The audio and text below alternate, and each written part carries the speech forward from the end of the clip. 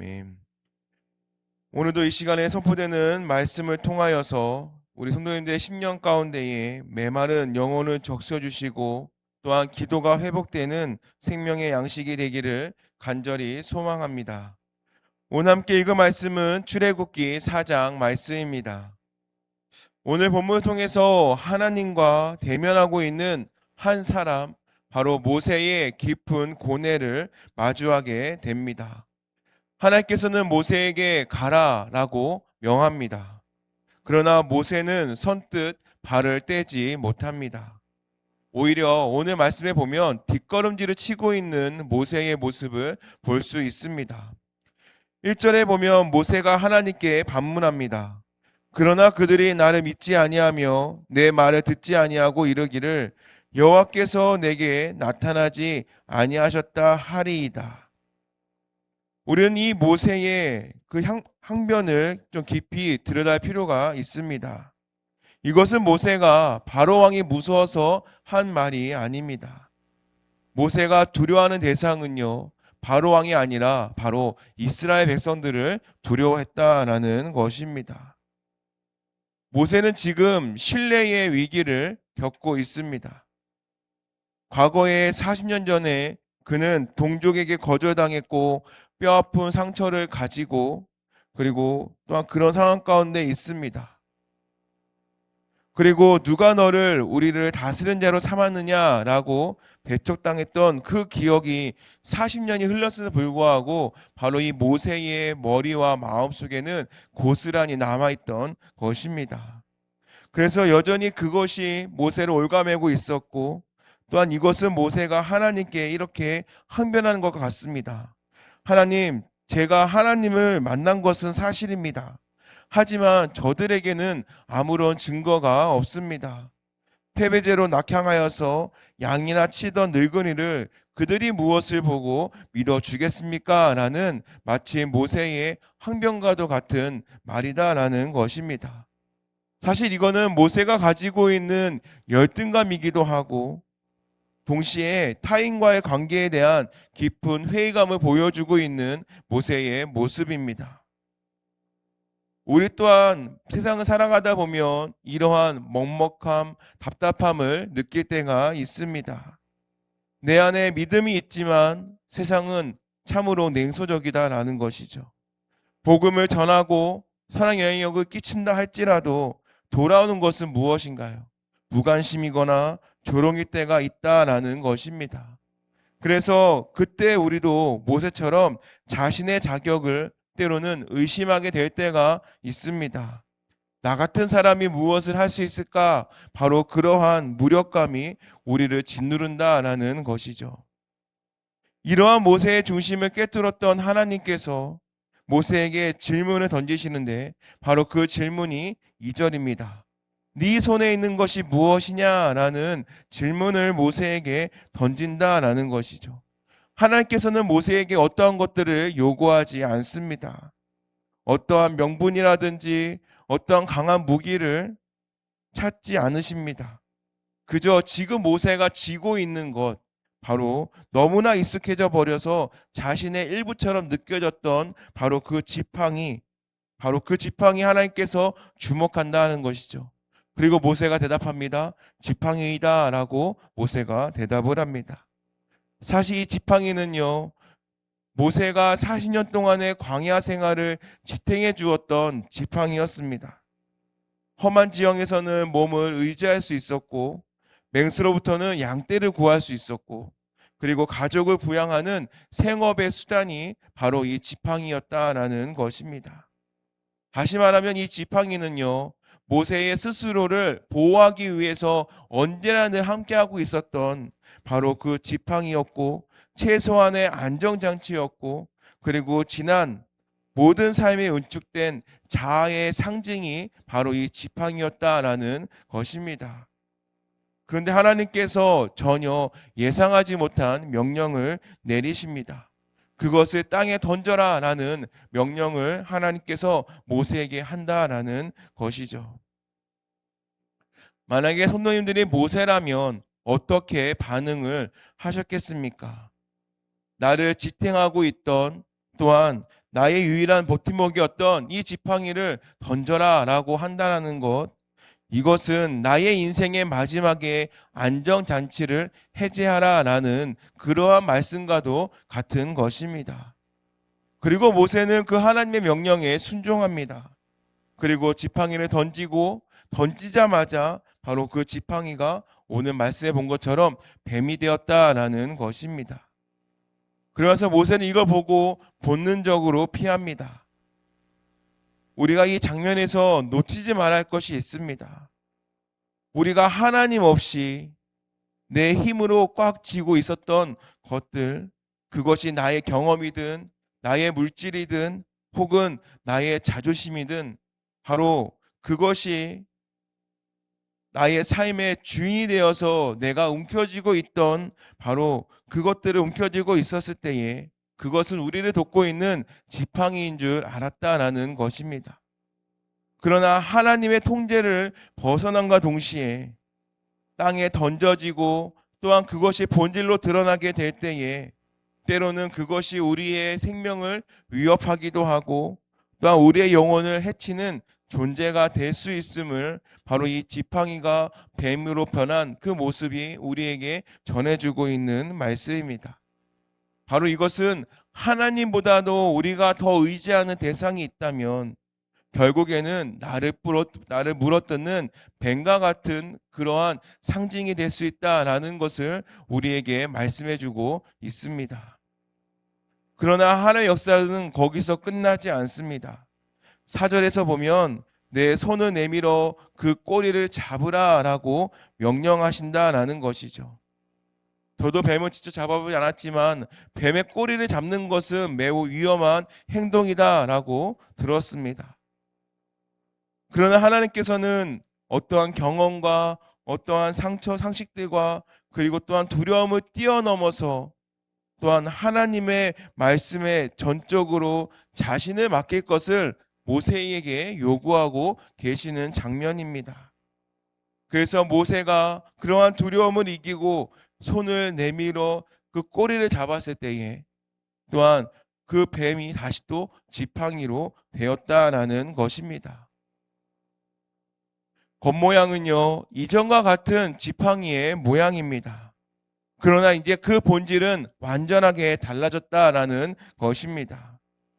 전에는 모세의 승견을 위해서 지켜왔던 바로 목자의 지팡이였다면 이제는 하나님의 명령에 순종하여서 죽음의 공포를 이겨내고 또한 다시 잡았던 사명자의 지팡이가 되었다라는 것입니다. 한번 내 손을 떠났다가 하나님께로 갔다가 다시 내게로 돌아온 것은 바로 이 그때에 우리의 진정한 능력이 되어진다라는 것입니다. 하나님께서는 우리의 모든 소유를 무조건 빼앗지는 않으십니다. 다만 그 소유가 누구의 것인지를 우리에게 때로는 알려주신다라는 것입니다. 나의 삶, 나의 재능, 그리고 나의 시간들, 바로 그 모든 것들이 주님의 주권 아래로 들어갑니다. 그리고 그렇게 들어갔다 나오게 될 때에 그것은 거룩한 도구가 된다라는 것을 오늘 우리에게 일깨워주고 있는 말씀입니다. 이어지는 6절의 이적의 말씀을 보면 더 깊은 내면을 다루고 있습니다. 하나님 모세에게 손을 품에 넣으라라고 명령하십니다. 그래서 넣었다가 꺼내보니 나병이 생겼고 다시 또 넣었다가 꺼내보니 다시 또 온전하게 깨끗했다라는 것이죠.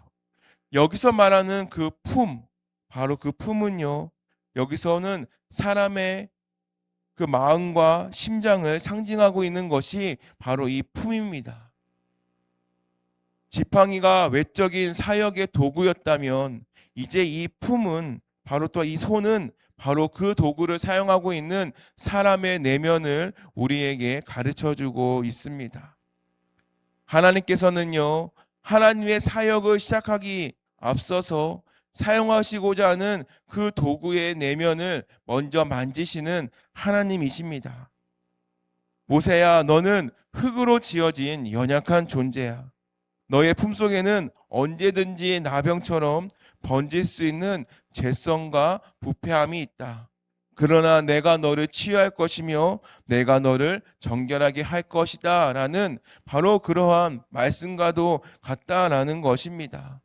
그렇게 하나님의 일은요, 어떠한 능력이 있는 도구가 사용되어지는 것이 아니라 바로 정결함을 입은 사람이 바로 하나님의 일을 할 수 있다라는 것입니다. 그래서 하나님께서는 모세의 탁월함인 것이 아니라 바로 자신의 연약함을 인정하고 또한 하나님의 치유하심을 의지하는 자녀들에게 바로 하나님은 그 중심을 보고 계시는 하나님이 되십니다. 그래서 우리가 주님의 일을 감당한다라고 할 때에 그때의 중요한 것은 내가 가지고 있는 능력보다도 바로 나의 정결함이 더 중요하다라는 것을 기억하시기 바랍니다. 그런데 이러한 두 가지의 표징을 보고도 모세는 여전히 주저하고 있습니다.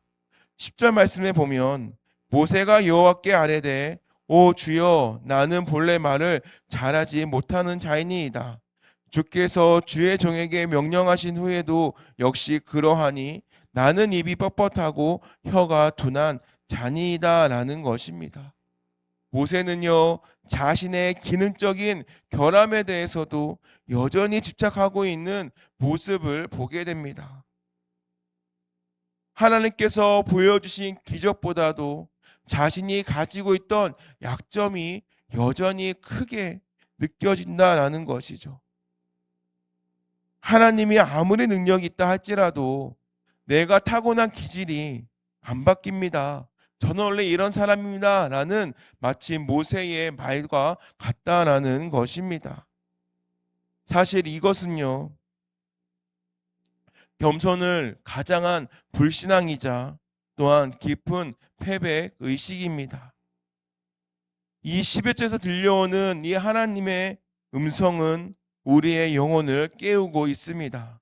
11절 말씀에 보면 누가 사람의 입을 지었느냐, 누가 말 못하는 자나 못 듣는 자나 눈 밝은 자나 맹인이 되게 하였느냐, 나 여호와가 아니냐라는 것이죠. 바로 이것은 창조주 하나님의 선언입니다. 물건을 만든 장인이 그 물건을 잘 알 수 있는 것처럼 우리를 지으신 하나님께서 우리를 잘 알고 계십니다. 그래서 하나님이 모세에게 이렇게 말씀하시는 것 같습니다. 네가 말을 잘하고 못하고는 중요하지 않아. 그 입을 만드는 것도 나였고 또한 네가 부족하다고 느끼는 그것까지도 내 주권 아래에 있다라는 것입니다. 그러면서 너는 너의 능력을 보지 말고 나를 바라봐라 라는 하나님의 음성과도 같다라는 말씀입니다. 하나님은 모세에게 어떠한 언변의 탁월함을 주겠다라고 약속하지 않으십니다. 그러나 12절에 보면 이제 가라. 내가 내 입과 함께 있어서 할 말을 가르치라 라고 말씀하신다라는 것이죠. 사실 이거는 우리에게 가장 큰 위로가 되는 것이고 또한 가장 큰 능력이다라는 것입니다. 바로 문제를 해결하기보다도 더 크신 하나님의 은혜가 바로 함께한다라는 것이고 또한 그 은혜는 무엇이냐면 하나님이 우리와 동행하겠다라는 하나님의 이 약속의 말씀이다라는 것입니다. 우리가 때로는 연약하고 우리가 때로는 부족하고 때로는 보잘것없는 존재다라고 느껴질 수 있겠지만 그러나 그 부족한 자리 가운데에 하나님이 함께 계시다면 오히려 그 약함은 하나님 안에서 더욱더 드러나게 되는 것이고 또 하나의 능력이 머무는 통로가 되는 것입니다. 마치 이것처럼 바로 우리가 약할 때에 하나님께서는 우리를 통하여 강함이 되게 해주시는 분이 되십니다. 사랑하는 성도 여러분, 오늘 우리는 지금 무엇을 지고 있으십니까? 때로는 내가 지고 있는 것이 때로는 너무나 초라해 보이지는 않으십니까? 때로는 우리가 그것을 바라보며 한숨을 지을 수도 있습니다. 그러나 하나님께서는 우리에게 말씀하십니다. 그 초라한 것을 나를 위해 다시 잡아라 라는 것을 우리에게 말씀하신다라는 것이죠. 우리가 가진 조건은요, 완벽하기 때문에 하나님께서 쓰시는 것이 아니다라는 것을 기억하시기 바랍니다. 우리의 부족한 가운데서도 우리가 순종함으로 날마다 한 걸음 한 걸음 나아갈 때에 바로 하나님께서는 그 연약함을 사용하시고 또한 그걸 통하여서 하나님의 능력을 나타내신다라는 것을 기억하시기 바랍니다. 때로는 나의 입술이 어눌하다 할지라도 때로는 그 입술을 통하여서 하나님의 위로를 담아주시고 또 하나님의 능력의 말씀이 선포가 되어지는 줄 믿습니다. 그래서 오늘 하루 우리에게 주어진 삶의 자리로 나아갈 때에 우리의 손에 기도의 능력이 쥐어 있다라는 것을 기억하시기 바랍니다. 그리고 우리 성도님들의 곁에는 오늘도 우리의 부족한 가운데에 함께 해주시는 하나님으로 말미암아 오늘도 우리는 승리했다라고, 또 오늘도 우리가 주님과 동행함으로 우리가 오늘 하루도 열심히 또한 순종함으로 기쁘게 살았음을 고백하시기를 바랍니다. 우리를 지으신 하나님께서 우리를 책임지십니다. 오늘 우리가 살아가는 이 하루가 또한 매번 같은 평범한 일상일지라도 하나님께서는 또 그때그때마다의 하나님의 능력을 주심으로 또한 우리가 새로운 하루를 살아가게 되는 것이고 또한 우리의 삶 가운데 하나님의 능력이 발휘가 되는 줄 믿습니다. 믿음의 지팡이를 굳게 잡고 세상 가운데서도 당당하게 살아가는 저와 여러분이 되시기를 주님의 이름으로 축원합니다. 기도하겠습니다.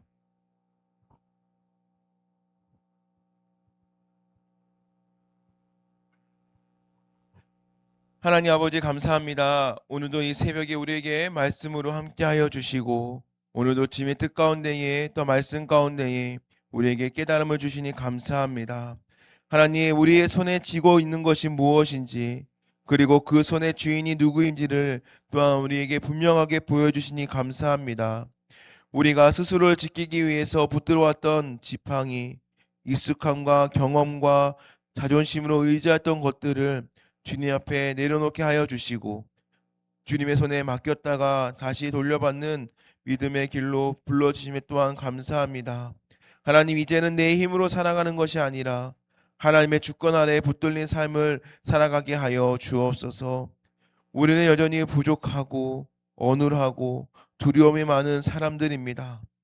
모세처럼 자신의 약함을 먼저 바라보며 주저앉고 싶을 때가 많았음을 고백합니다. 그러나 그때마다 하나님께서는 내가 내 입과 함께 있겠다라고 하셨던 그 주님의 약속을 믿고 때로는 완벽하지 않다 할지라도 순종의 한 걸음을 내딛게 하여 주옵소서. 우리의 연약함이 사라지지 않을지라도 그 자리에 주님이 함께 계심으로 하나님의 능력이 머무는 통로가 되게 하여 주시옵소서. 그래서 오늘 하루의 삶도 우리가 이 자리에 나아갈 때에 우리의 손에 들린 것이 더 이상 내 지팡이인 것이 아니라 하나님의 지팡이가 되게 하여 주시고 또한 평범한 일상과 반복되는 수고 가운데에서도 주님의 뜻이 흐르는 시간 되도록 인도하여 주시고 또한 하나님의 위로와 생명이 우리의 삶 가운데 차고 넘치도록 함께하여 주시옵소서.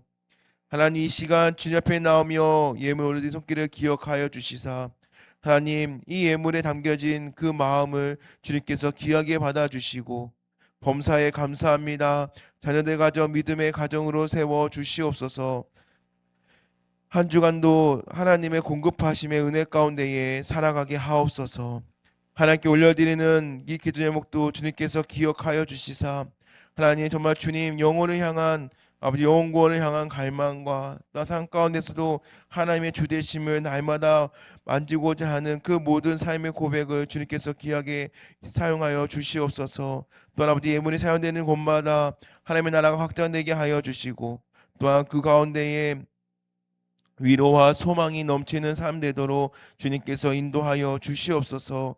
또한 오늘도 하루에 몸과 마음의 질병으로 병상에서 하루 시작하는 환우들이 있습니다.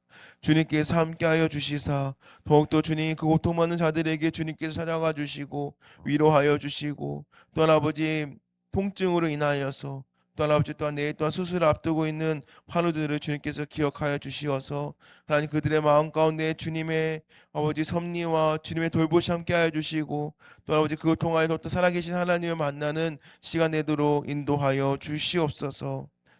이제는 우리 주 예수 그리스도의 크신 은혜와 하나님 아버지의 넓고 크신 사랑하심과 성령님의 함께하심이 자신의 손에 쥐고 있던 것을 내려놓고 하나님의 손에 맡겼다가 다시 하나님 지팡이를 붙들고 세상으로 나아가는 모든 성도들의 삶과 가정과 일터와 삶의 모든 자리 위에 이제부터 영원까지 함께하시기를 간절히 축원하옵나이다. 아멘.